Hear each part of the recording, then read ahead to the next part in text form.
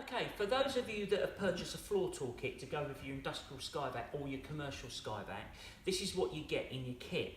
You get a 3 metre flexi hose and it comes pre-fitted with the cuffs. So you'll recognise that cuff because that's the cuff that fits into your vacuum port. And then this cuff here fits onto the end of the handle and it simply slots inside like that.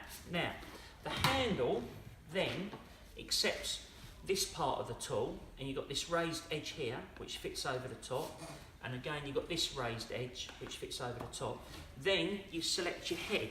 Now you've got this head here which is for hard floors, this head here which is for carpets, and this head here which is for standing water, and then it simply connects over the top like that.